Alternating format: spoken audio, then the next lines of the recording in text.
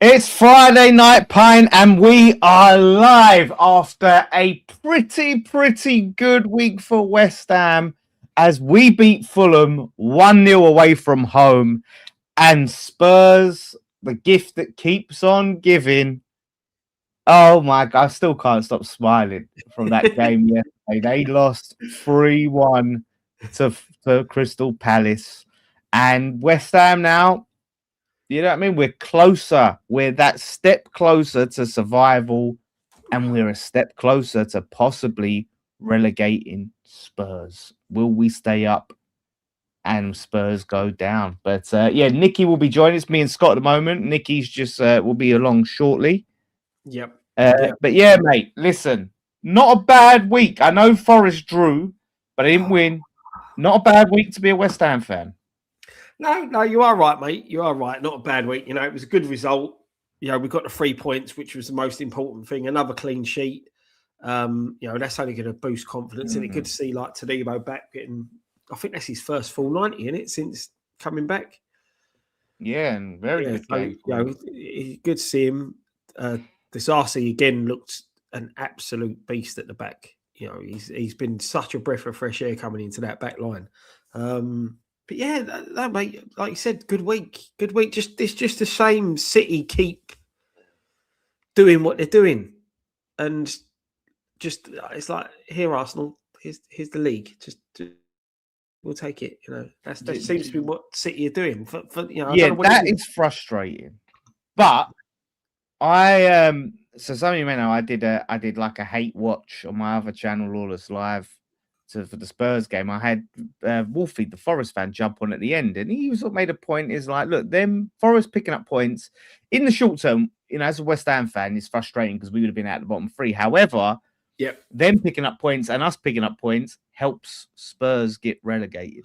This is very true. So that's the positive. Yeah. The funny thing is, mate, I went to work this morning. I was in earlier this morning. I was talking to the security guard who's a Man United fan. And it seems to be that everybody in the Premier League wants Spurs to get relegated, barring Spurs fans. Yep. Everyone. So yeah, it's no, it is good. It is good. But you know, the game last night, it was weren't the best game, but the job got done. Wait, you talking about our game or their game? Yeah. Our game. You mean the night before last night? The night before last, not last night. Sorry, mate. Been a long day. But yeah, because I thought it was about their game. I thought, no, that was a brilliant game. Yeah. No, our game, you know, our game against Fulham weren't the best game, but the job got done. So that's what matters. Yeah. It was massively frustrating. You know, the game. To be honest with you, just in terms of attacking wise, I thought we defended really well. I was really happy with how our defense performed. But you know, like I said, aspects of the midfield like Fernandez, certain players still look sharp, but it just wasn't coming off for us, and there was a little bit of a lack of urgency. But still, Somerville, mate, fine form. Someone on this channel said he wasn't very good. We won't bring that up when he comes on. But yeah, mate, he saved our asses last night. Not like, you know, you got me saying it. Yeah, the night before. Night. Yeah, it was a good finish. You know, we got a bit of luck for a change. You know, the keeper making the howler that he made, but you know, sometimes you got to get that rub of the green now and again. You know, it was one of those where I don't think we've had a lot of luck this season. You know, even looking back at the Liverpool game, the way them goals, a couple of the goals were, you know, it was a bit unlucky. You know, especially the own goal that could have gone anywhere and just flies into the back of the net. So it was good to see a bit of fortune on our side for a change. It is worrying that we didn't really, I only really see the whole of the first half. I didn't see all the second half, but we didn't create too many clear-cut chances. That's probably the only negative I can look at that fixture is we didn't create enough clear-cut opportunities. You know, I think if you were to turn around and say at the end of that as a neutral, if that game had ended 0-0, you probably thought that would have been a fair result. Yeah, you know, because no team really dominated it. It was spells of each team. So you know that is a little concern. But as I said, you sometimes got to make your own luck. You've got to take your opportunity when it comes, and Somerville took it with a bit of class. And let's hope this bit of vein of form that he's in continues and rolls on to the next league game. Yeah, it needs to. And the positive is like, Pablo is back training now. Yep. He's training again. So I think by Villa, he'll be ready. I think he'll be quite a step too far maybe for Man City. But Yeah. I think we could be looking at him at Aston Villa, which is a massive lift because when we had Pablo, even though like you look at it individually, right, and you'd watch Pablo and you go, well, he didn't have a 10 out of 10 game in any of these games. Like, there was never anything that he'd done where you was like, wow, look at that, he scored that goal, created that chance, made these passes. But just his presence in that team and the work rate allowed us to play better and create more space and that, That's it. We with him and Tatty up.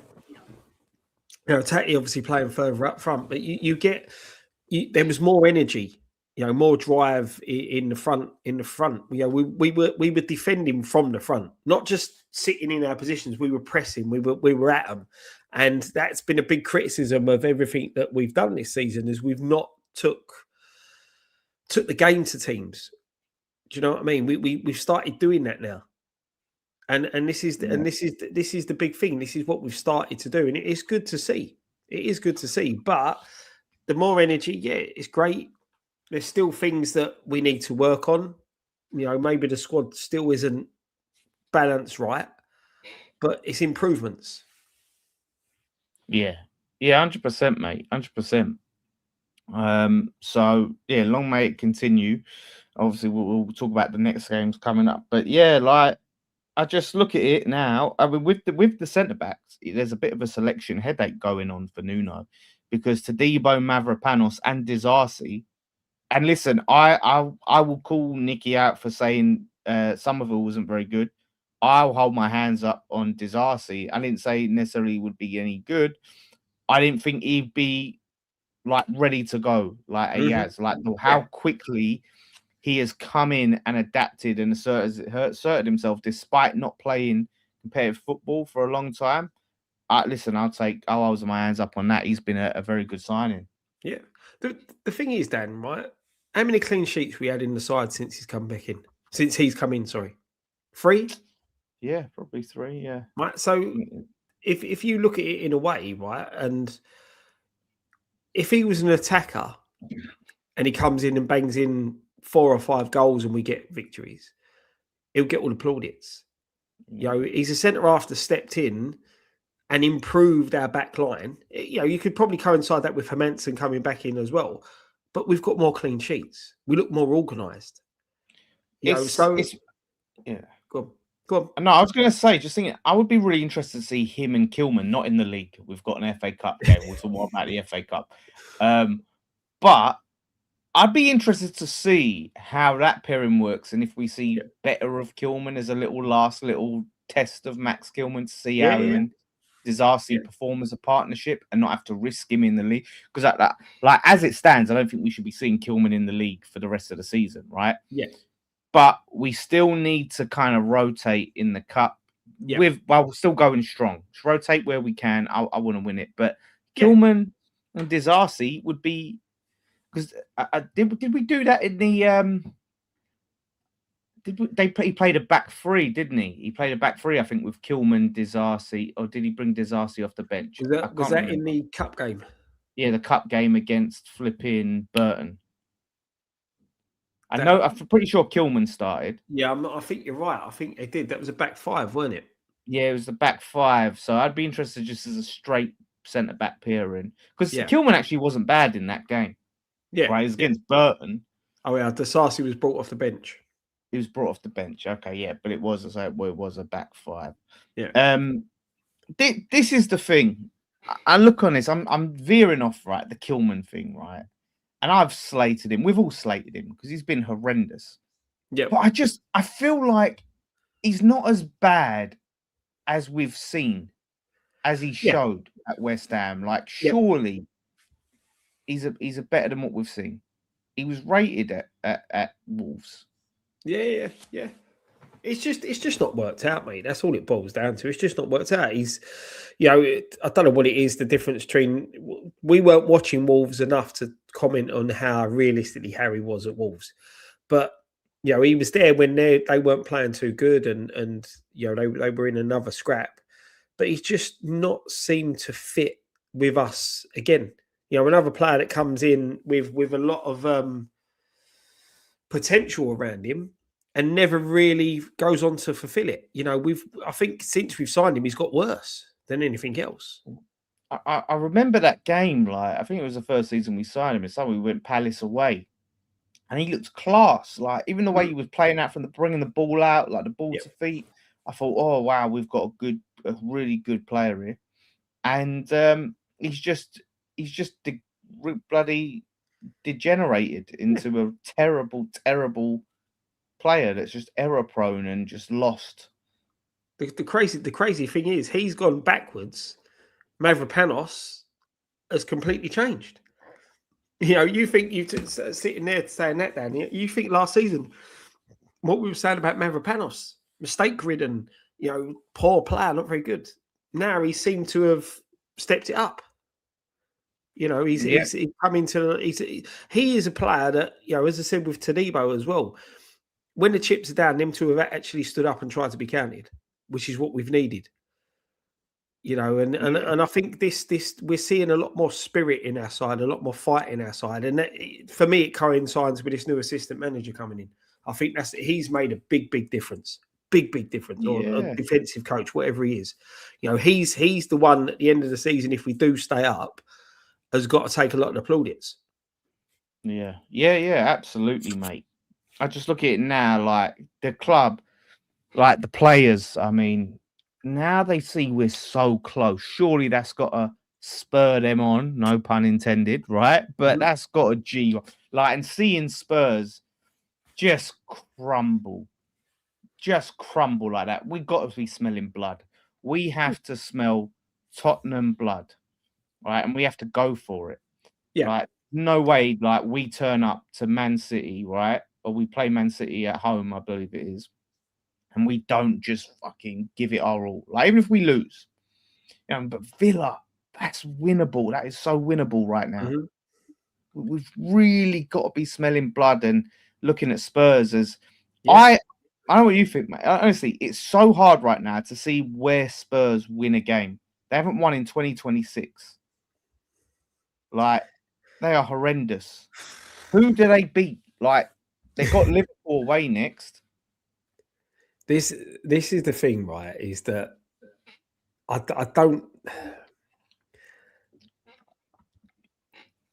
don't see them going down, though, Dan. Honestly, I just don't. Based on, is it just because it's like Spurs and they've never been down? Well, not in the Premier League era. Not in the Premier League, yeah. Yeah, in the Premier League era, they've never been down in the Premier League era. Is it just because of that? Like, what are you basing that on? I just think they have got enough to get out of it. They've just got it. Fulham, they lost to Fulham. Fulham were holding on at the end. But Fulham, let's be real. Fulham, I don't know if you watched the game. They played them off the park. They played them off the park. Like, Fulham had so many chances that they should have buried. Yeah. Like, of course, like towards the end, there was a sense of urgency for Spurs, but they had clear-cut chances. That Smith Rowe, honestly, what a pile of shit he is. He should have buried them. They honestly, compared to us and our Fulham game and their Fulham game, was night and day. Yeah. They were by far second best majority of the game. Yeah, I just don't know. I just can't see it. Don't know. Look, listen, I'd love to see. Did you watch it yesterday, Scott? Did you watch the game yesterday? No. I saw the highlights of the game. If you watch the game, I think you could see. I think you could see, because it honestly, it is so mad. Like, the goalkeeper is Vicario. He is so crap. Yep, he is awful. You've got players like Van der Ven, right? Who's there? He's a very good centre back. Like, he's their best centre back, their best defender. Doing stupidness, 2-on-1, pulling the guy's arm down, yanking it, right, and getting sent off. Right, Go on, Yeah. carry on. No, I was going to say they're getting a few. I'll quickly just say they're getting quite a few of these red cards. They've got serious discipline issues right now on top of the injuries. But do you think that certain players there are trying to sort of force their way out of the club? It could be. It could be. I mean, these players, right? They're not. This is the thing, Scott, right? They're not up for the fight. I look at these players, and I don't see a group of players that are up for the fight. Like our lot have shown they're up for the fight. Yep. Wolves players show they're up for the fight. Leeds have shown they're up for the fight. You've got these players, right? And you've seen the Spurs fan. We're too big. We're too big to go down, right? You're not too big. No chance. You're not too big. Listen, we went down on record points with some of England's best players. Yeah. Well, this is you're it, never right? too big to go down. Don't this is the problem. Sometimes because they are the players they've signed, they are so big, right? Is their weakness because they've signed players like Xavi Simons, who is honestly, I think, one of the worst signings for the fanfare that he came to Spurs with, and for what he's produced. Terrible, right? But these type of players they haven't got a team of players built for relegation scraps. No, they haven't got that. They've got players built for Champions League that have come for Champions League football. That's what they came for, because that's what Spurs are in, the Champions League. Yeah, so they just ain't got the materials there. I think what it was with Spurs' expectations is they forgot where they finished in the league last season. That's the big thing for them. They forgot that cup win papered over the cracks massive. Yeah. And do you know what? The best for me, the biggest thing if they go down is the fact that they deserve it for punching above their weight for a long period of time. Just have a think of this, right?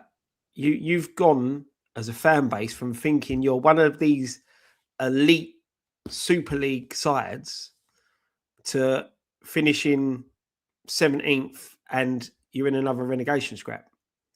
Let's be honest. If they had joined that Super League, they would have been used to what they're used to now. If their Super League kicks off, that's where they'll be, fighting relegation every season of that Super League. That's the mad thing, Super League. Honestly. Shout out to Irons. Honestly, the thing is, right? The thing I love about them, they can't banter us, right? We know we're bad. Yeah, we openly admit that. You can't banter us, right? But we've never tried to be an elite top 6 side. We've never tried to break away from the Premier League. That's the comical thing of it all. If they do go down, that's what I'm going to love it the most. Yeah, and also watching Jamie O'Hara. Oh yeah, of course. Shout out to Irons TV for the 169 super chat. By the way, Spurs are our ticket. I love Igor Tudor. Thank you, mate. And Van der Ven, I get it. Thing is, he's just fast. He wasn't fast against Sabin. Sarr is fast, but he got the better of him. But right, there's a video, right? I retweeted it on my Twitter at the Lawless. It was posted by 12th Man, and I was on the show. We did a show December 2022, and I said on that show, within 5 years, Tottenham will be in a relegation battle. And the reaction from the panel, they thought I was crazy, including Tobes, the Spurs fan. When have we ever been in a relegation battle in your lifetime? That's crazy. And now he is losing his mind, walking around Madrid like last night, screaming into his phone, "We're getting relegated." It's so good. Yes.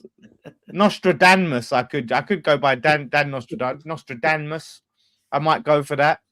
But yeah, honestly, I called it because they had Kane. I think that was they'd sold Kane, and that so there was just the decline. Like the whole club was built around these core group of players, and they've slowly started to leave these players. Kane and Son, these players that they've built everything around, and the institution of Tottenham. They're just not serious. They're not serious. They got rid of Daniel Levy and thought that was the answer. And now, look, they've gone back. I think Salman said about be careful what you wish for. Everyone's saying it to us. Yeah. They should have said that about them because they got rid of Ange, they got rid of Daniel Levy, and now they could be potentially getting relegated. And so everyone needs to give them the be careful what you wish for flipping chat. You know, under Levy, when they had Levy, they was in the Champions League final. When they had Ange, they won the Europa League. Careful what you wish for. Champions League final when it was between two teams that hadn't won the Premier League in like 14, the top division in like 30 years or so, weren't it? At that point when they done it. Yeah. Oh, yeah. Like absolute madness. So, Yeah. and the thing is, a lot of people mentioning Kudus, right?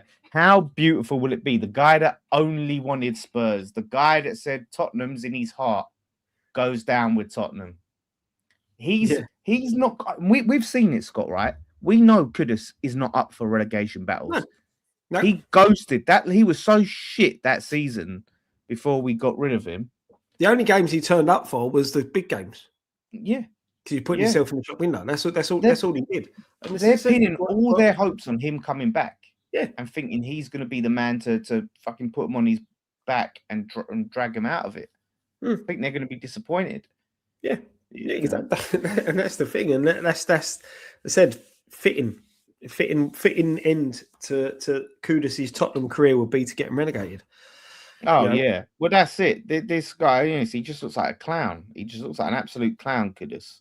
Kudus the clown. The fact that he'll probably then go to Arsenal will be an even bigger, more insult. Oh, can you imagine? Yeah, exactly. I only want Spurs. Right. So yeah, you look at it, right, and this is why another reason I think they're going down.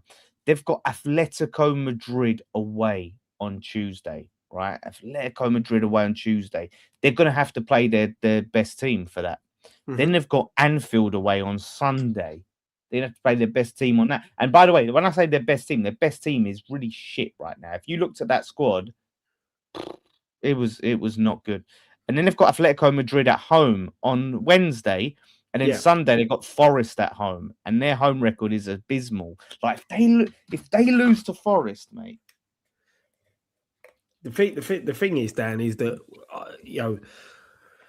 we've got to concentrate on us when it comes to it. I know what you're saying. If they lose to Forest, but the problem is they lose to Forest. That's Forest 3 points in front of us if we don't win our games, and we're still in that bottom three. Well, yeah, but this is the thing. The only thing that can keep Tottenham up, I think, is us. I think we're the only. I think it is on us. Because I do think I see there is enough there. I mean, you see that Man City game, yeah, and I know Man City probably should have had a penalty, but there's fight there. There's enough. I see enough in that Forest team to say they've got what it takes to stay up. Don't count Leeds out of this relegation battle, mate. They're in it. No, they're in the relegation battle, but they've got enough there. They was hard done by against Sunderland as well. They should have got a pen. But what I'm saying is, I'm looking at these teams, right? When you watch them, yes, they're going to lose games that they probably should be hoping are winnable. Yeah. But I think they have enough there to pick up the required number of points. We have enough, but we what we've seen with our issue is sometimes not being able to get those wins over the line. No, this is the big issue that we have got. Again, clear-cut chances. Listen, when we say you say teams are hard done by, let's be honest, we was hard done by against Fulham.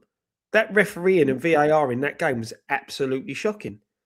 Books Fernandez for being kicked in the back of the leg and gives a foul to Fulham. The penalty. Harry's motion ball hits him there. Since when has this not been part of your hand, part of your arm? Mm-hmm. Well, I was talking about, I was talking about this with Scott, not Scott, you're Scott, with Ryan on the instant match reaction.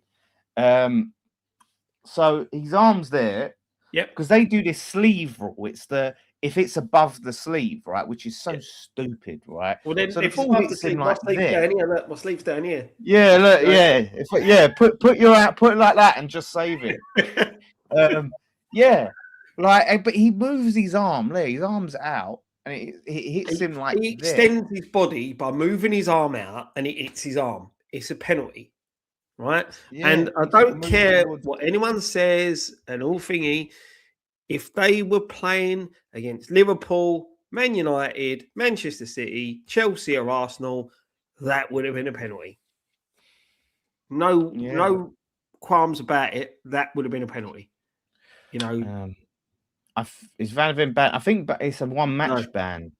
No, It's it's a ban. It's a ban for thingy. But even that, It's a one-match ban, isn't it?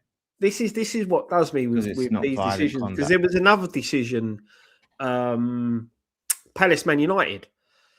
So when you give away a penalty, it's meant to only be a booking. Yeah, it's a double jeopardy rule. Rule, right? Yeah. That's obviously gone out the window because the Palace player got sent off against Manchester United, and then Van der Ven got sent off the other night for Spurs. Now, that's the wrong decisions because that rule was brought in. If it's a penalty, yeah. I think there is something with double jeopardy though, where they say, and someone may only if you attempt to play the ball. That's it. Yeah. That was it. It's if you so Van der Ven made no attempts on the ball there. He's just basically grabbed his arm and yanked him because he's not getting it. So I think if you try and make a tackle and then you're late and then get it, then they'll do the double jeopardy. Fair play. Which I think makes sense because if you are doing cynical fouls like that, I don't think double jeopardy should come into it because you can easily go, right, he's going to go through. Let me just take my chance here. And like, there should be some sort of punishment, you know, where you have to get like, because it's for him. He's gone, right, I will choose to be sent off rather than him and bank on him not scoring this penalty. Yeah. Because there's no way he thought he was getting away with that. You yank a geezer's arm down with two hands. Oh, is it? There's no way. It was a clear cut penalty. Clear cut penalty. Yeah. Oh, yeah. It's looking like from what I'm just trying to read, it's looking like he is just missing one game because it's not violent conduct. I always thought a straight red card was three games. Yeah, Romero's back. It's 3 games. Used to be. I think it used to be a straight red. Then what did Potts got a 3-game ban for a straight red card? Yeah, but I think they looked at his tackle was dangerous play or something. But that's no difference. It's a red card's a red card. If it's violent conduct, normally it's 4 games. I agree. But yeah, but according to what I'm seeing here, is he just missed? It's not clear, but it looks like it's saying. Let me look at Yahoo Sports Canada because it's so hard just trying to get some clarification. Yeah, facing a suspension. Is he going to miss two yellow cards is normally 1 game. A straight red is 3 games. Yeah, I think it's one of them things. I think it's just old rules, and they've changed, which I think it should. Because what's the point? Then the red is no different to 2 yellows. Then a straight red is no different to 2 yellows if it's 1 game ban. Yeah, it's silly. It's a joke. Are you going to apologise to Nicky for all the crap you gave him about West Ham being relegated? I never said West Ham were going to be relegated. My argument with Nicky was never. You can go back and watch that. I never said West Ham are getting relegated. It was the point of us like, have you seen how crap we've been? Like, how can you be this your confidence is not based on anything, and all it was based on was paper. Right, on paper. And I was like, well, football's not played on paper. Since then, we've come and we've got in Paco. We've got in Pablo. No, Paco and Pablo. Sorry, the assistant guy. We got Paco, we got Pablo, and we got Tati in. Do you know what I mean? Like, yeah, there was zero evidence at the time. Yeah. And now, so that's what I'm saying. I apologize if it's what I was saying. I never said we was definite. You go back and I can say, you'll see me say, I'm not saying we're going down. So yeah, but yeah, on that note, but so yeah, like I said, Scott, all the reasons that I think I've said, their squad shambles. They've got injuries now. Van der Ven, they've got Romero back, but Romero's a bigger bozo than Van der Ven. Like, he's got some errors in him. And now their players, we were already probably knackered, are going to be stretched even more, having to play midweek and then weekend. They're really... You know what would be good, though, right? Imagine they sack Tudor and then bringing Harry Redknapp and he takes them down. What a West Ham legend he'd be there. Oh, yeah. if he kept him up, he'd be honestly, I would be done with him. But they want Harry Redknapp. The geezer's in his 80s, for God's sake, isn't he? Like Yeah. what? I'm hearing him. I'll bring back Harry Redknapp. Like, what is he gonna do in 2026? Exactly. What do they They're think saying they he's want going to someone who achieve? knows the club. Well, then bring back Ryan Mason or Tim Sherwood. They know the club. Yeah, yeah, exactly. Bring them back. They know the club very well. You know what's the he knows the club. God, do you know It's what? crazy. Give me the job. I know the club. I think they're a bunch of clowns, mate. Did you see? Oh, mate, and this was you probably might not have seen it with highlights. You might see it on social media, but I was watching. I was doing the watching. It was so funny when there's panning to the crowd, and it was just seeing all them Spurs fans, and that is the thing, isn't it? They're fans. I mean, it was toxic in there. That I look, and I know it's happened with us, but this is such a pivotal stage of the season to lose the fans. You haven't got that time to try and get them back on side. Well, that's it. Like you said, you've got players there. You've got players there who don't want to be there. You've got players there not up for the fight. They're two captains, or they're two centre halves who seem to be self-destructing at the same time to help get them relegated. You know, like you said, losing the fans is a big, big thing. You know, and we look, as I said, we've seen it. The way the London Stadium is, you know, we've been there when we've been on a hiding and half the stadium empties at half time and things like that. You know, we've been there and done that. But you sort of get to this stage of the season and especially when you're down there in a dogfight, you need the fans. You know, it's mad that thingy that they're the 12th man and all this type of thing. But just to have that buzz of the fans in the stadium and you know, and I think lately, you know, we can't be criticised for not backing the team. You know, and I think their performances on the pitch are resonating that the crowd are giving it a bit more. You know, Yeah. Like you said, mate, losing the fans at this stage is a big, big deal. Is a big issue, and it could potentially cause them more problems. Oh yeah, and that's the thing. Like you think about it, right? How toxic it was there. They go to Anfield, lose, right? They get knocked out of the Champions League, and then the next game is at home to Forest. Can you imagine how toxic that stadium will be after that? Just gone out Champions League, lost to Anfield, lost to Liverpool, right? They might have moved down in the table depending on what the other results are. Like the pressure is going to be massive, and Forest will smell blood. They'll be bang up for it. They will know, like, this is it. If they put in some of that fight they showed against Man City, mate, they'll smash Spurs. Yeah. Like, Is it who's Forest next game? Leeds in the league. No, they played Leeds. Forest next game is Fulham at home. How mad is that, right? Fulham played Spurs, then us, then Forest. Like, they've got a massive say in this relegation battle. Yeah. Mate, if they lose to Forest, I think they'll be Spurs rivals for life. Do you know, the thing is as well, as I said, you can't count Leeds out of it yet. So Leeds travel to Palace. You know, and Palace, I still think need another win, maybe two, to guarantee them that they're not going to end up dragged back into this fight. But they've also, you know, they're playing Larnaca midweek in the Conference League. So I've got a feeling they're going to want to get the points on the board so they can have a real crack at trying to win this Conference League. So hopefully they turn up against Leeds, turn Leeds over for us.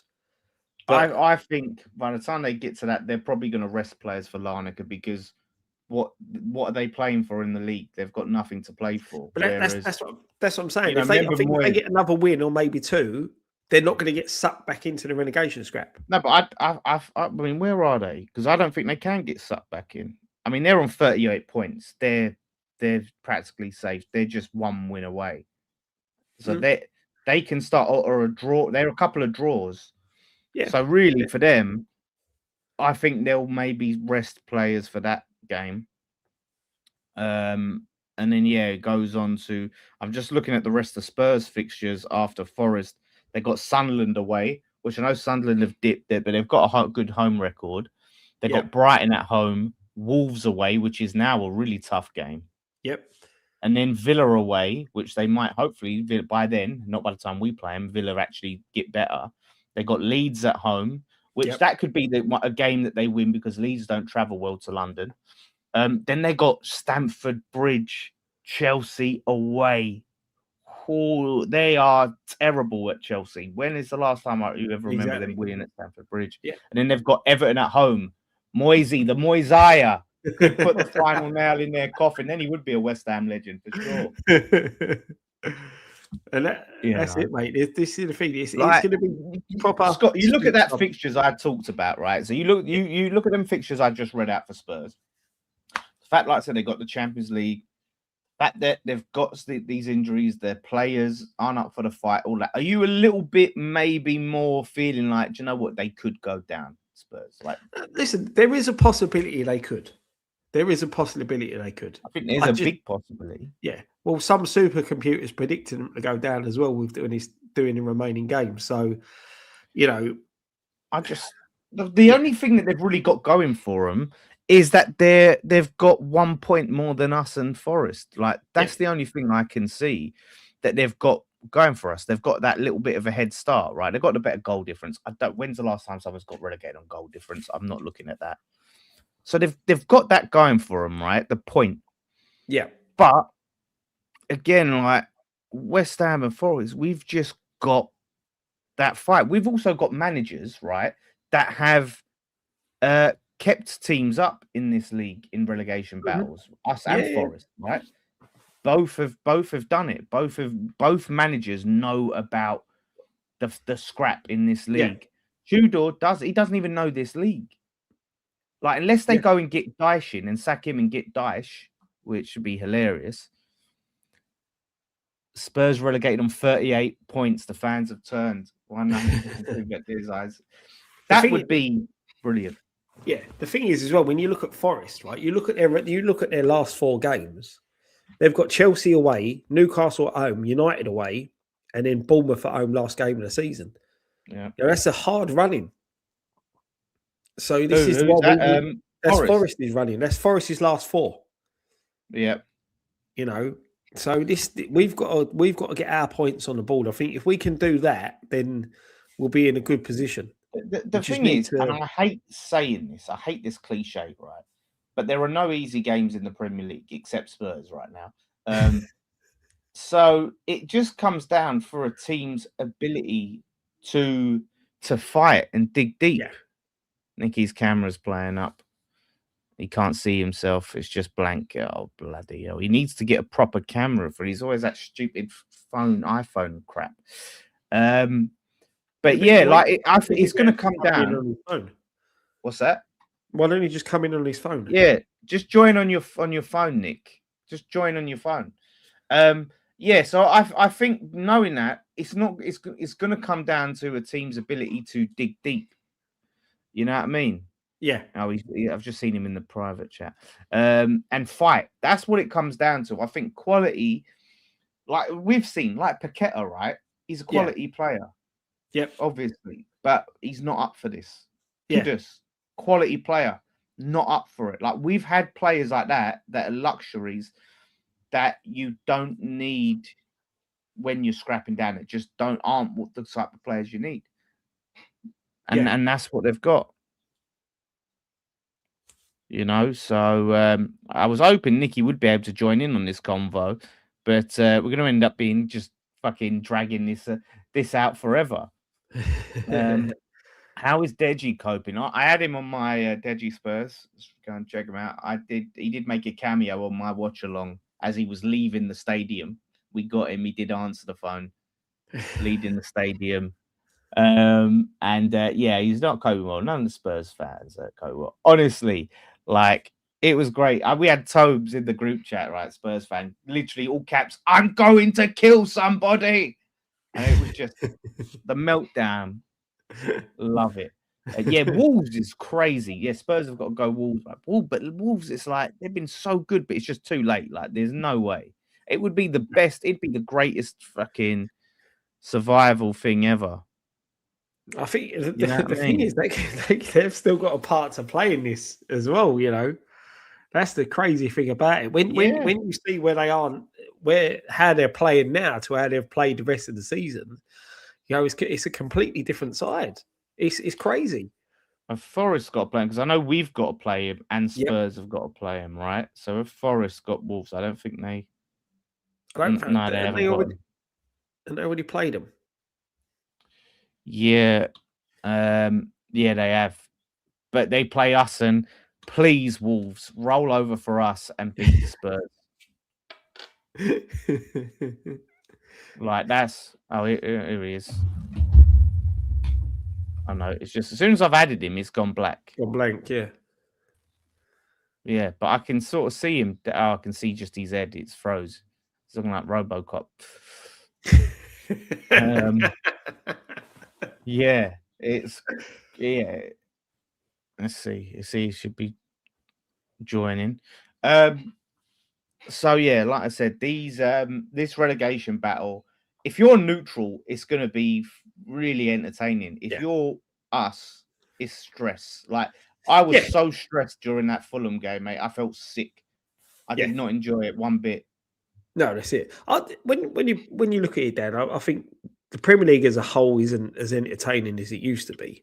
But where so many teams this season are inconsistent, it's made for an entertaining neutral watch of, you know, the race for the top floor is interesting, and the race for relegation is interesting. Yeah, You know, a lot of the football has been absolute dross. You know, has been yeah. awful, you know, and the bias towards some clubs as well is been blatantly blatantly obvious this season. There was Yeah, you talk about the football. I see this stat, yeah, and it's compared. I think football today versus 10 years ago, right? yeah. 10 years ago, the players with the most points, the most passes were the midfielders. Today, the players with the most passes are all the defenders, all the Yeah. centre backs. Yeah. They all have more like they're the of all the team, they're the highest passers because they're Yeah. just passing it round the back constantly, back and forth and back and forth. And it just shows you how shit football has got when it was the players that had the ability on the ball, the fucking great players on the ball were the ones that had it the most, the one that were Yeah. playing with it the most and Yeah. passing the most. These brilliant players. I, Now it's defenders. Like I'll be honest, mate. I think if Arsenal win the league this season, it's probably the worst Arsenal team to ever win the Premier League, if not one of the worst teams to ever win the Premier League. Worst team, yeah, worst team. Yeah. Yeah, Because it's I tell definitely you the what, worst. It's definitely the worst Arsenal team to ever win the league if they win yeah, it.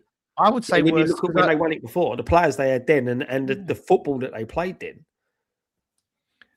Yeah, and I would say because even Leicester, like, yeah, they was playing on the counter attack, but it was a lot more entertaining. Like fucking Yeah, Vardy bombing up, yeah, like that's it. Irons But TV. He puts, go yeah, on, sorry, mate. Go on.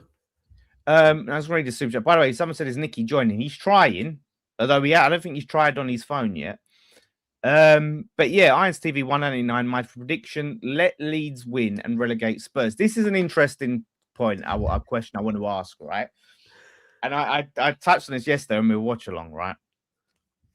If West Ham are safe by the time we play Leeds, right, and us losing to Leeds relegate Spurs, would you? Because this is what I know everyone's like, I never want to see my team lose a nothing game that would mean nothing if we lose it. I personally would want to see West Ham lose if it meant relegating Spurs if we gain nothing. Like if we're gaining nothing but 3 empty points at the end of the season. I would say, yeah, do it. It's our responsibility. Put the kids out. Put the flipping reserves out. I wouldn't. I don't want to see West Ham lose. I don't like seeing West Ham lose, but it would be funny. That would be my right. answer. That sounds like you're sitting on the fence. I always sit on the fence. That's why I got that is sitting on the fence. Like, come on, like this is it. Like, look, I've seen West Ham lose, flipping thousands of times, like ridiculous number of times. Like, I'm used to seeing West Ham lose. right? Yeah. I'm seeing West Ham lose when it means something, when it means the world. I've seen this team lose. When we lost to Nottingham Forest, I've seen that. Yep. You're telling me now, right, when it means absolutely nothing to our season, but it can destroy Tottenham's season and their club. I'm going to go, come on, West Ham, win. No. For banter Throw the purposes, yeah. Let's like, mate, like forever, out. like the way they talk shit about us, right? Ah, look at you, Yo-Yo Club, get relegated, championship, blah blah blah, and to see them down there playing Preston North End, and what it will do to their club, right? And while we'll be in the Prem, and they're down there having to sell all their players and having to rebuild, and then they have to come up and catch up, mate. I'm taking a West Ham loss all day long. I don't care what people say. If that makes me a shit fan, whatever. It won't change anything. 3 points if we're staying up. Yeah, I don't know if Nicky's trying. Can you hear me? Yes. Yeah, mate. Yeah, I can't get. Yeah. Hello. Right. Yeah. I can hear you, but I can't get the camera working. So this will have to do. All right. Let me see if I can do the layout where it's two people, but we don't have to look at that. Oh no, I guess we have to look at that black screen. Yeah. All right. Go on then. Are you taking a West Ham loss if it means Spurs go down but we're safe? Well, at this point of the season, like if that's we're not going to get anything else by getting 3 points. So if they go down, it don't really matter, does it? So yeah, fuck it, I'll take it.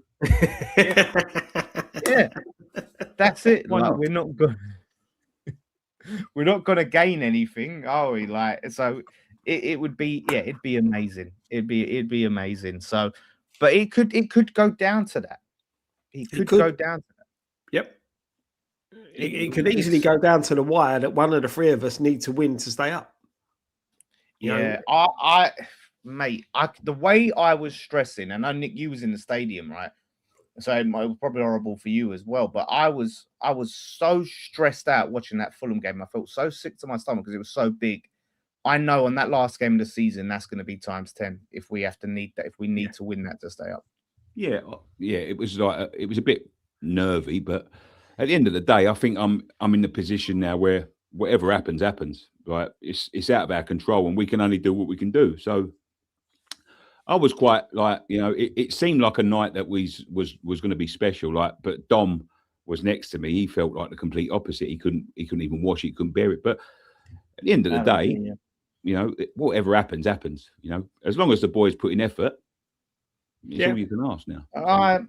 Yeah, I mean, the thing is, when it looked like we was quite a few points off of survival, I was, we're down. I've resigned myself to it, so it's fine. But when it's like we've got something at stake now, like we could stay up, to me, it's like a cup final. Like, and watching a cup final, I mean, a cup final, you could look at whatever happens. You either win or you lose it. But when there's something big at stake, like, I want it so bad because I see these players that I want to keep. I see that. Oh, right, Scott. He's just had to go somewhere. So he's had to pop out. Yeah. So yeah, like I said, when I see these players like Somerville, the quality, Fernandez, you look at Tadibo, how good he was yesterday, and Bowen. Even if he's not at his best, when you look at some of the quality we have in this squad, if we go down, that all goes, and we have to rebuild. Like, it's so much at stake. We do not want relegation. So that's why, for me, every game is just massive for me. Yeah, I do understand what you mean. Like, it's every time we go down, it seems like when you come back up, it's harder and harder to build because of the style of football and the quality of players you need now to compete.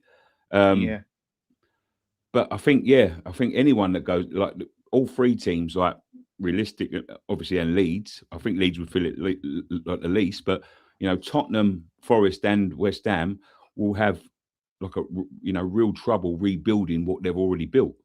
But I don't think Tottenham have got the bottle.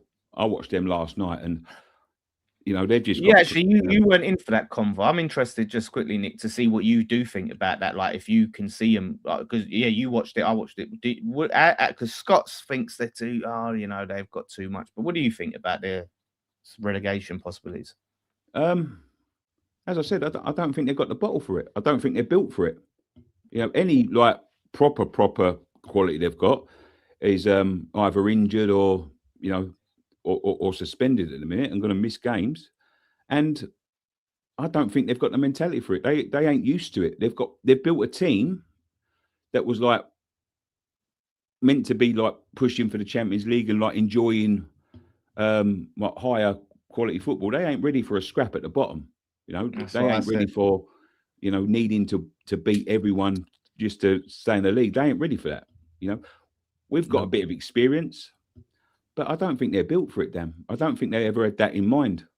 No chance. You're looking at some of these players that they've brought in, like you said, they come for Champions League, not relegation scraps. They ain't got the fighters in. We've got players, right, which there's positive and negatives to it. People that will sign relegation players, but okay, they're experienced at relegation battles. Fernandez has been there and done it. Somerville's been there and done it. Bowen's been there and done it. Obviously, he's here already. Mavropanos has done it with us. So we've got players in this team that have been through this before and know what it takes to fight in this league. Even if you've gone down, what it's like scrapping down there.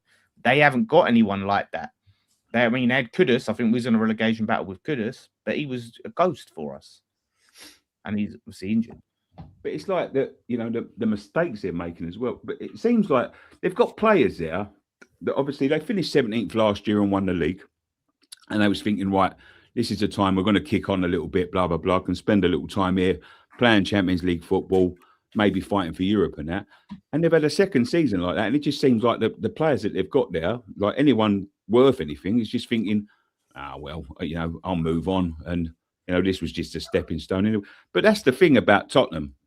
When we had these conversations at the beginning of the season, and there was worrying signs last year with the long-term collapses that they had, and the runs of winless games, and the way they folded in the league.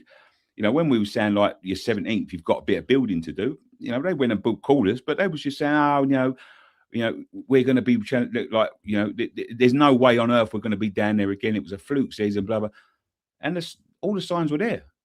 They've been in like a decline for ages and ages and ages. There's no direction. It's a bit like us. It's a bit like us spending big money on players that they've overpaid for. Like the likes of Solanke and Richarlison. They're decent players, but they've spent £130 million there. They're not like natural goal scorers. They're not like game changers. Too much money. I've heard that they're paying £200,000 a week to Conor Gallagher. Oh my, yeah, I heard that, yeah. What a signing that turned out to be. Oh my God. It just seems like they're throwing money at the thing and hoping it like sorts itself out. But as I say, I think there's a lot of teams this season that have come a bit unstuck, us included, that they always think there's going to be three worst teams. Like they think the three that come up are really going to, they're not going to do anything and they're going to struggle to get any points. But now I think there's three of us that have come unstuck because, Sunderland are basically cemented for the Premier League next year. Mm-hmm. And now there's like, them failures to recruit, them failures to do what you're meant to be doing and sustaining, the right path are going to cost someone. Well, you look at it, right, because like I said, Leeds are in the relegation battle, but usually it's kind of done by this point. And this is why we don't want to go down, because what it takes when you come up to try and compete to stay in this league is to spend. And that's what the teams that come up done this season, whereas previous seasons, they weren't going and spending and getting in big players and things like that. That's what teams have done. So if we go down or Spurs go down, we sell all our big players. Then we've got to hope we go up. And then when we do go up, we've got to bait. We can't just go and try and, like you used to be able to, is try and keep a lot of the squad you've got and bit one or two. You've got to try and rebuild that whole team for the Prem now after rebuilding it for the Championship. Yeah. The thing is, you see that with some teams, like Luton tried to do it, didn't they? They signed Championship players that to hope that they sort of knew that they were going to get relegated, but they signed Championship players and then it backfired because they then got relegated out of the Championship. So it is tough. You know, What they like you haven't said, signed, Spurs, is enough players with a mentality to, Yeah. dig in and Yeah. like, deal with any situation. They've built players that are built for, bought players that are built for when everything's going well. Look. I know Kudus is injured, but let's see what he does when he comes back. Because people are saying, "Oh well, Kudus is coming back. It could be different." We've He's seen not him when the built. chips are down and when he has to fight. He doesn't fancy it.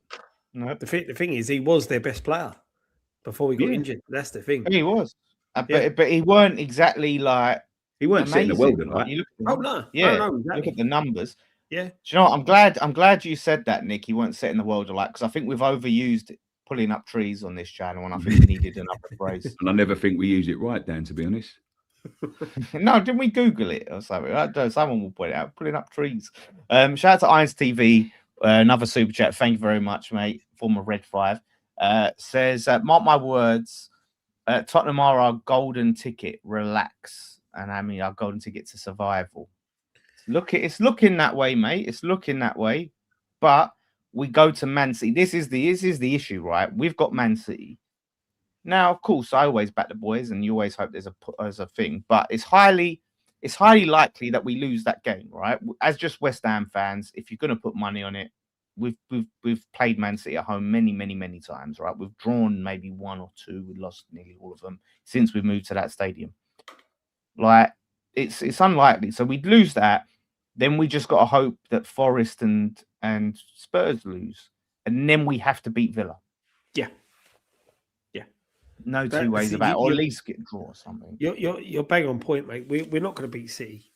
We're not going to beat City. I hope these words come back to haunt me, but we're not. We don't. We just seem to roll over. A poor Liverpool side put 5 past us at Anfield. So I fully expect. Yeah, then they went and lost to Wolves. Didn't they? I know Wolves are good, but yeah, this is the thing, and I think Liverpool, like you said, Liverpool before they played us got beat by Wolves. Forest went there and beat them. We just don't seem to have that about. Even with this bit of fight that we've got, we still don't seem to have enough to do it against the big sides. Which the fact that we play City, I'm not saying Villa are a big side, but they're a side that are in that top echelons of the league that where they're pushing to try and get into the top 4. And we've still got to play Arsenal. That is the big worry for me. Them 3 games in particular, you've added into the mix. I think we've still got to play Newcastle, haven't we? So there's never an easy game, but I just can't see it. Villa, I think, even those at Villa Park are more beatable than City are. Yeah. Oh yeah, of course they are. Yeah, they're massively vulnerable. Just looking at the Brentford game, and this ties into the season. There's been a lot of divide over do we play a B team? Do we play our strongest team? I personally, I think a balance. Bowen has to be rested. Maybe Somerville, but you play a strong team. But we're so close to Wembley. We win this with 1 game away. I want to see us to go through, but I don't want to compromise our survival campaign. The thing is as well, Dan, is what you're saying there is that the problem you've got is we said this with the last game and we rotated and okay, we got the win in the end, having to bring the bigger players on. Momentum. That's the key thing. Momentum. You don't want to put. This is a much tougher game. Yeah, that's what I'm saying. You don't want to put a weakened side out and then get put to the sword by Brentford, because it will dampen morale. You want to, as much as I'm with you, I want to see players rested. You still want to be competitive enough in that game, and to try and progress. Because, like you said, look, sometimes the FA Cup can be a good distraction. It's a trophy that I think all of us growing up as kids loved. That if we have such a shit season and just survive relegation, but get to the FA Cup final and possibly even win that, it'd be brilliant, wouldn't it? Oh yeah. So you've got to balance it right. Like you said, players like Bowen, I think, does need a rest. But you look at, we rested him for the FA Cup fixture. He come back and weren't at his best in the next league game. And as I said to you before, these seasons when we had the European games, we were like, no, we need to rotate, We didn't rotate, and we got the best out of the team. Well, we did rotate to a degree in the, because remember we was throwing games, weren't we? Like there was just games we weren't doing nothing in the league. We'd play, we'd roll over in the league, and then we'd go and have a great European game. But we'd still roll over with a stronger side. We wouldn't be rotating. There was a lot of games we didn't rotate all the players. Do you know what I mean? Yeah, but that's probably to the thing is they weren't going, and that's sometimes a problem. If right, I'm playing on fucking Thursday, I'm not going to give it my all, and this time I'm going to pull out challenges or whatever. That's sometimes an issue. Whereas you put the player that is maybe hungry and waiting for his chance in. Yeah.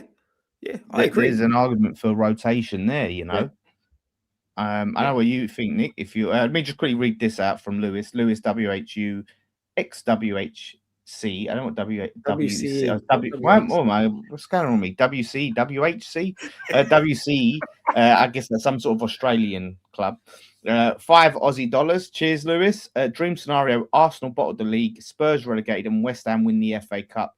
Disasi has been class. How much will it cost to get him? Great dream scenario, mate. That's if Colesberg did dreams, that's the dream. That's the dream of dreams. I think Disasi, maybe we get him at 25 mil. 25 mil round about that gets him. I don't know. I think they've Chelsea have put him in the shop window. They want as much as they can for him. I don't think they'll sell him to us. You don't think they'll sell him to us at all? No, I don't think we'll have the money to buy him, to be honest. They'll ask a ridiculous amount, and I think it's whether there's that obligation to buy on the loan or not. There isn't.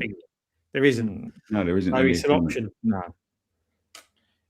It's the thing is, I don't. If they're going to try to maybe 30 mil. What I say, if they're trying to get 50, 45 or whatever for him, no one's going to pay that. Yes, he's been good for West Ham, right? Villa didn't sign him. Like, no one's going to pay as silly as good as he's been. I mean, he's not been like fucking wow, like he's been good, like, and I'm impressed, and I will hold my hands up and say, yeah, right.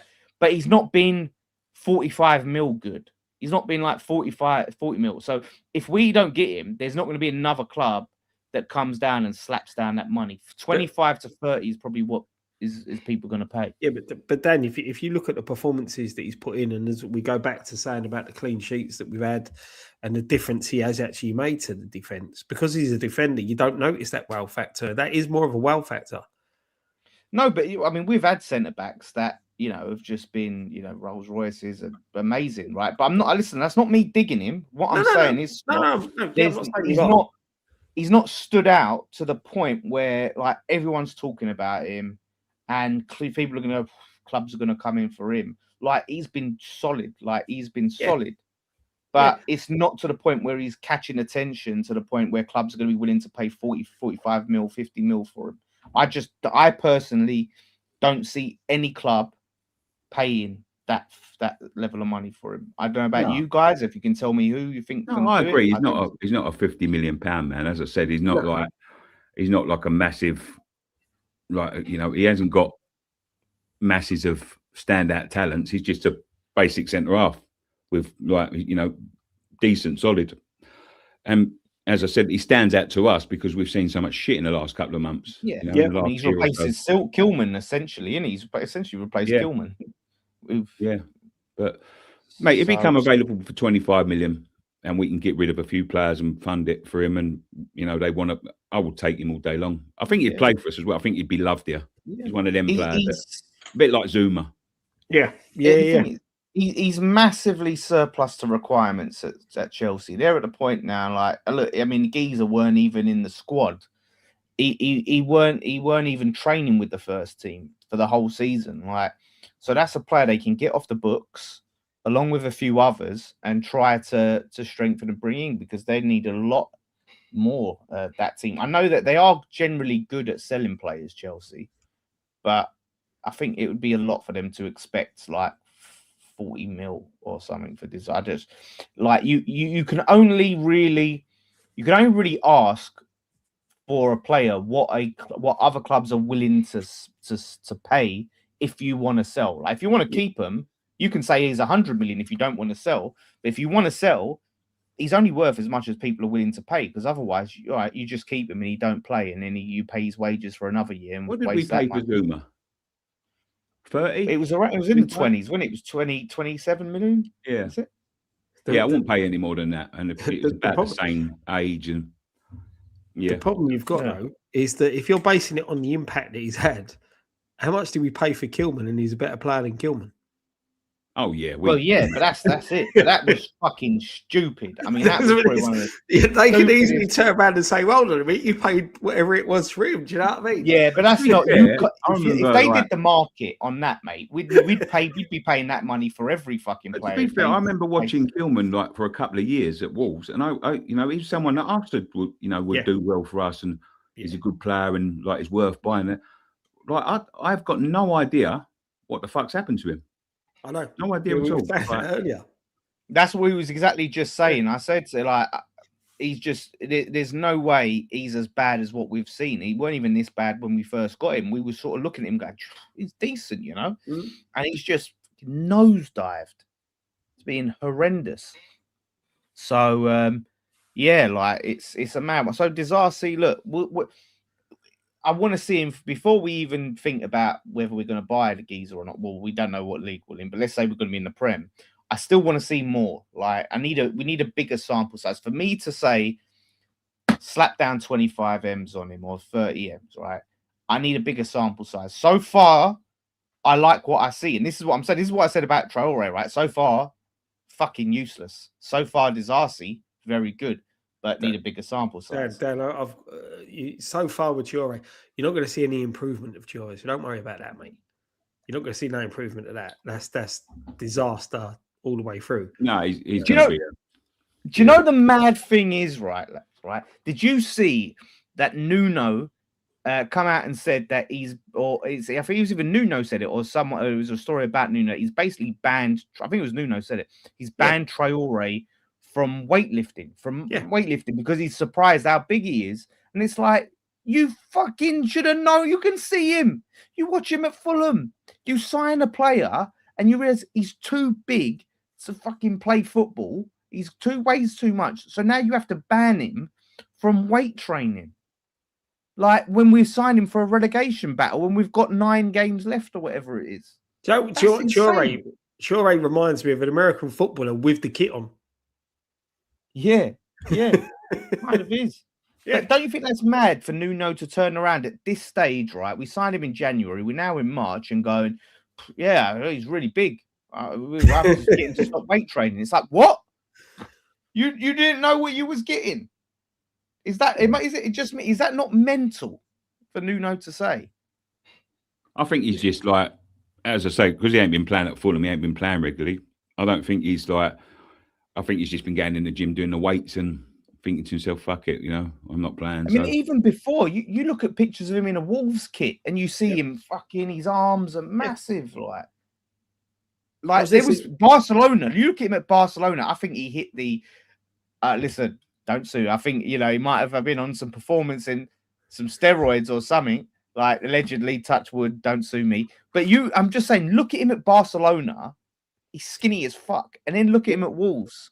Yeah, even when I remember going to Middlesbrough and I see him there, he was like, he wasn't any bigger than average. He was like just a normal sized geezer. The thing is, I was listening to TalkSport again, and Gary Abognahor was saying he has all the attributes to be the perfect footballer, but his decision making is absolutely terrible.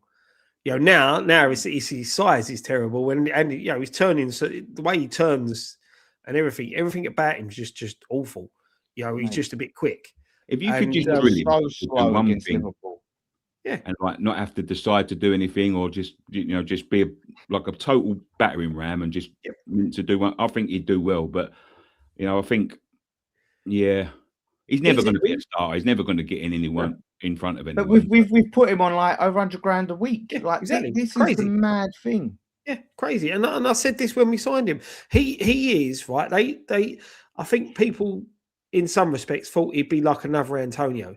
He's a downgrade of Antonio. See, I think he could have been under Moyes. Maybe I still don't think he's as good a footballer as I Antonio. I don't think you can play for the amount of clubs he's played for, right? With the stats that he produces, with the poor decision making in the final third, and not learn to be any better. Yeah, but he obviously at one time, Scott, had very like admirable attribute. I think it was only about 4 or 5 years ago that there was like talk of him going to Man City for like 100 million. Yeah, Was madness. it? I remember that. Madness. That's passed me by. He had that. I think he had that one season at Wolves, right? And everyone was looking at him like, "Oh, look at him," because he was rapid then. Like he was quick, he was strong, and he was tearing teams apart, like defenses apart, because they just couldn't keep up with him. But I think that was like one season. But ever since then, like I say, he's focused more. Everyone says he was tearing defenses apart. He was bullying defenses. He was bullying and skinning them. Like he was quick running. Yeah, you know, but he weren't scoring and assisting because his stats No. are awful. And this is what my whole point of view with him, what it's built on. It's the stats. His stats are awful stats. yeah. For the guy of his thing is, size and his speed, yeah. they're terrible. The thing is, right, and we've said like stats ain't everything because we look at Tati and Pablo and the difference they've made. Yep. Yeah. But to play as long as he's played as a winger, right, and you watch him, it's not just stats, right, because you watch him for the most part, and it is just fucking get the ball there. Now I'm on the wing. What now? Like he gets it there, and if he ain't got someone close by to just come and collect it, what's he doing? Yeah, he like I think Nicky got it right. With Moyes, he would have been an Arnautovic and Antonio, where you stick them up front and you'll get something out of them. I don't think much better football players though. Yeah, they and that says a lot with when you're saying Antonio's a better football player. Yeah. And I don't. Before I get the hate, I did like Antonio, but I've always classed him as one of our worst players we've ever had. Even as a winger, you look at him that first season we got him last season at Upton Park, mate. Yep, he was fucking class on that wing until fucking Bilic decided to put him at right back. Yeah, and that's the bit with Antonio. He knew what he was good at, and he didn't try to do anything else. Do you know what I mean? That's how I look at it. He knew he was quick. He knew he was shot, and he just tried to be that. I think he knew he weren't the best hold up player. I think he played for what his strengths were. Paulie's right. He did. Your muscles, more muscle means more oxygen needed. Yeah, you get tight. Yeah, but I think he had enough attributes that were different to everyone else that made up for his lack of talent. So he'd get through it by by just having like sheer strength, sheer pace, and all that. Because he was rapid at one time. He was like. Yeah, he was probably the fastest in the league. But I think what he's done, instead of trying to improve, the basics, is, he's running out of, he's getting to a point in his career where them unique things are sort of like letting him down, failing a little bit. And, Yeah, I think if Moyes had him, it may be in Moyes' first stint or when he first came back, like that period of Traore, he could have got something out of him. Like I said, I don't think he'd been as good for us as Arnautovic or Antonio, but I think he would have been effective. But like then now, even if you had Moyes now, like he would do nothing. It's just the boat is sailed. He needs to slim down quite a bit, and he would be more effective. How old is he now? What is he? 32? Is he or? I don't know. I don't know whether he's going to be more effective. I think he's just going to be like. I think that's what's always made him. Sort of like them attributes have been the ones that have always been like his selling point. The strong 30. Yeah, but he's too. I don't think as he gets older, he's got no pace no more, and that muscle is, instead of improving him, it's weighing him down.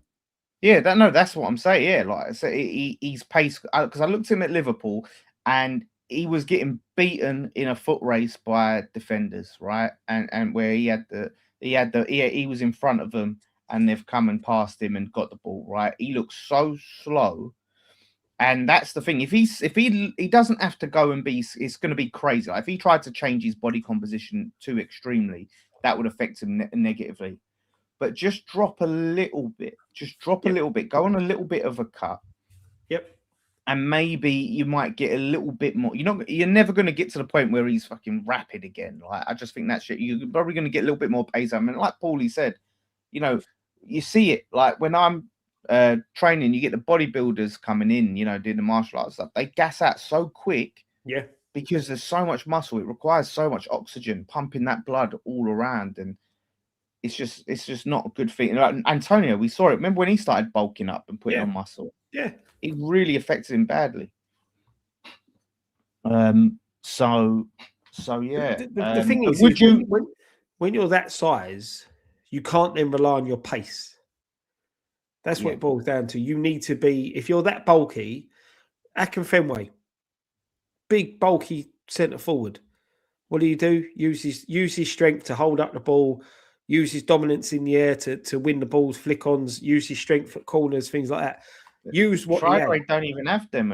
You don't see him holding up the ball. You don't see him heading. When you're that big, he's not good on the ball, is he? To take players on 1v1. And that's the problem. He's not. His attributes was, I'm rapid. You ain't catching me. I'm going to kick the ball and run. Yeah. So saying that, would you start him against Brentford? Yeah, just to rest one of the attacking three. Yeah. Or I think Wilson needs more game time. Tatty limped off at the end when he got substituted against Fulham. So he probably needs a rest. Yeah, he could do with a rest. So yeah, I would, because look, give him more game time. You might see a bit more out of him. You might get something else out of him. We might get a goal that we're not expecting from him or something. He may pop up with a key important moment that keeps us up. You just don't know. But he needs more minutes in his legs. So I'd definitely start him. Yeah, I would probably play, if I was doing the team, it'd be Areola in goal. I would probably bring Scholes back at left back, because I think Scholes I don't think the drop off is mad. I think Scholes is very good. And then I'd have Kilman and Disasi at centre back. You weren't in it, but I was saying I'd be interested to see how Kilman does next to Disasi. And then I would play Kyle Walker-Peters right back, because I think I really rate Kyle Walker-Peters for us. And then midfield, maybe bring Potts back in. Potts is back available. Yeah. Maybe Potts and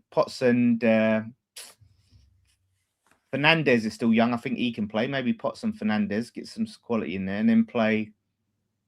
You can't play Somerville, can you? Really, at this stage, you can't not play him, and then play Wilson and, like you said, Traore. I don't think he should make too many changes for the sake of making changes. I think like the core needs to stay there. So I think like Todibo maybe should play, because he's just come back. Maybe Disasi can step out, but I don't think he should be Kilman. Yeah, I was only saying that because I was saying to Scott, I'd be very interested, because the thing is, I think Kilman, we want to sell him, right? We kind of need him in the shop window, and I'll be interested to see how he does next to Disasi. I think he's made more mistakes. Like, he's going to need some fucking right against Burton. I know it's lower league opposition. Yeah, but I just can't see a situation where it's a benefit playing Kilman. Yeah, that's fair. It is a big risk. I'll admit that. It's a big risk. Who else then are you playing then? What's the rest of your team look like? I bring Scholes in. I keep Wan-Bissaka in, and maybe give Potsy a little run out, and maybe drop Wilson. But I wouldn't change it too much. I wouldn't drop Wilson. I think Wilson needs game time. No, I'd drop Wilson. For who? Who are you putting up? Potsy. I put Potsy in the midfield. So you keep Tatty up front? Yeah. If he's fit, because he did limp off the other night. So that's the reason why we're saying, like, he's limped off for this game. You force him on, and he's like, yeah, I can play, and he gets injured, or he just starts getting, knocked down, because he's coming to this league. He's never played in this league before, and he's had to been thrown straight into the deep end here. I think if you can give him a rest, I think you should. So yeah, but yeah, I'm not against Todibo and Mavropanos. No, I'm not against that at all. I don't know if yours looks any different to mine, Scott. I imagine yours may be a bit closer to mine than Nicky's, but I don't know. Yeah, no, I'm with you, mate. Bring Areola in, give him more game time. Scholes to come back, because he doesn't do much wrong. Walker-Peters, same. I'd probably go for. I see what you're saying with Kilman, but I want to be strong, so I'd probably stick. I'll probably stick with disasi and bring Mavropanos back in for Todibo, and then sort of have a Magassa, Potts. I'd like to see Fernandez rested, but I think he makes us tick. I really do That's think the he thing. makes us tick. Yeah, I was And looking to. I think Magassa and Potts are very similar in some Similar. ways. Like Yeah. type of players, yeah. it's just difficult because obviously you got Wilson Chiore, and I don't really want to see Somerville or Bowen playing, but you can't really have them playing unless he's going to play a back five, if you know what I mean. One of them two have got to play unless he's going to play a back five. Does he play a back five? Well, We saw it against Burton. the problem is he plays a back five. You're then looking at what we saw against Burton. You're going to have five But worse defenders because and it's a two much older better side. midfielders. It's worse. It's a much better team. Mm. You know, Brentford. How far are they off Europe? Because they might not. This might be it for them in terms of what they've got to play for. I mean, well, Brentford is 7th, so they've still got Europe to play for. So if I was them, they're 4 points off 6th. They might want to really rotate as well because they could get Europe for the first time. But like you said, Dan, you're 2 games away from Wembley. They are 2 games away from Wembley, but Europe, I think, would be transformative for them. Oh, I massively. think it'd be good. Yeah. Like, for their It really fans to have a European trip. Yeah. But as I said, Adama's got to start, and so has Wilson for me. Tatty needs to sit out, and I think you've got to rest one of Somerville or Bowen. Yeah, agreed, mate. I'm leaning towards Bowen just because he's looked a bit more leggy in game. Yeah. So I do, and he's older than Somerville. Yeah. So I think there's a case to say like I'd play them because it's a game with less pressure. You know, they're not expected. Like if they lose, it's not the end of the world. And see if they can get a bit of form. Yeah. It's sort of like a 3-8 game, isn't it? From what kind? Quick. What kind of rooster is crowing at 9:30 at night in Dagenham? This fucking rooster does not shut the hell up all day. Like literally, it is insane. In Dagenham, who would have a rooster in Dagenham, like barking in Dagenham? So, but saying that, roosters aside, what's your predictions? I think we'll squeeze it. You know, I think we'll just win 1-0, 2-1, something like that. 1-0, yeah. 1-0 is my prediction. Yeah, I think we'll nick it. I do. I think it's gonna be a tight game. I'm gonna say 2-1. Yeah, 2-1. I'm saying 1-0. Nick, what did you say? I said 1 go. So if you go 1-0, I'll go 2-1. All right, so 2-1, 2-1, 1-0. Yeah, like listen, we got to back boys in the FA Cup. Anything can happen. I wouldn't say we're the favourites. In fact, I would be very confident to say we're not the favourites. This is a tough game. But listen, we've been playing a lot better. And we've got the benefit of extra time and penalties now to save us if they get a last minute equaliser. But yeah, so I think that's one thing we don't need. Yeah, we don't need extra time. Nah, especially at 8 o'clock on Monday. Yeah. That's the thing, like it's crazy. Yeah, it's Spurs. It's the Spurs cockerel crying his eyes out. Fucking, well, we're going down. That's what he's saying. We're getting relegated. Oh, mate. So brilliant. But yeah, I will be, by the way, the extra time show that will be up for the members.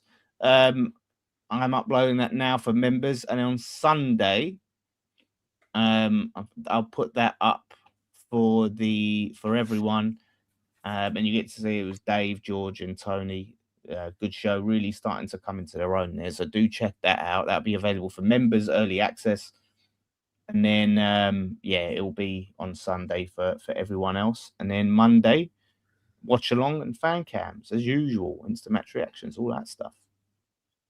And obviously, OK jerseys, check them out. I'm wearing my Larry Japan top, One Piece edition. So check that. Scott, as usual, because he's still waiting for more bloody shirts. He's still wearing that Iron Maiden. because that's literally all he's got. And Nicky's wearing. Listen, he's got a great shirt on. You just can't see it. It's brilliant. It's beautiful. It's a thing of beauty. But yeah, check it out. Scan the QR code. okjersey.com. Nicky 10 for 10% discount. You get it for £13.50. Can't say better than that, can you? No, you can't. No, you can't. You know, it's a 10% discount. So if you buy a load of them, that's a massive discount. Mm-hmm. So yeah, good stuff, lads. Good stuff. Anything else you wanted to? No. Well, brilliant. Well, listen, We got enjoy through the it rest without of an the week. argument, Dan. Wee. Yeah, I know. It helped that you was like. It helped that you came on late.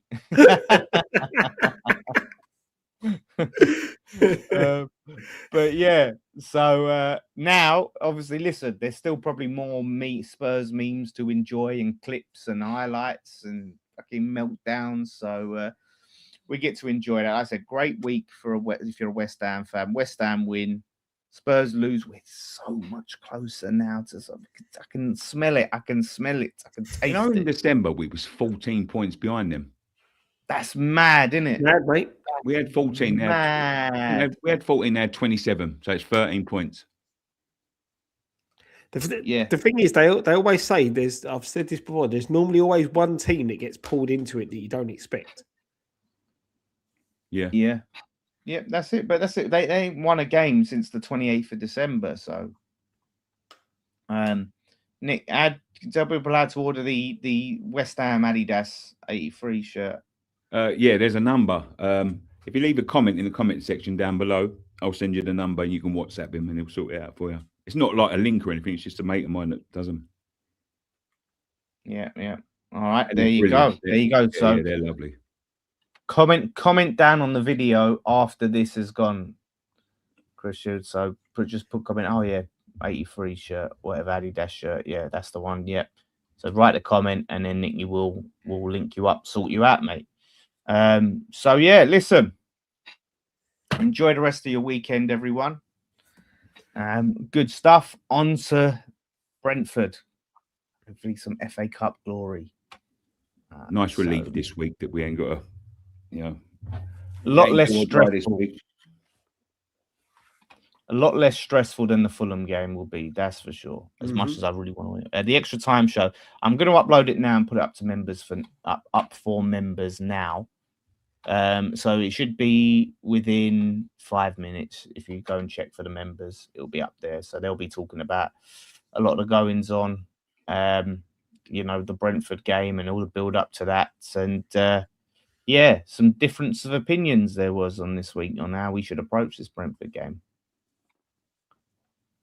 So brilliant. Well, hopefully as well, Nicky will be back as well with his camera working.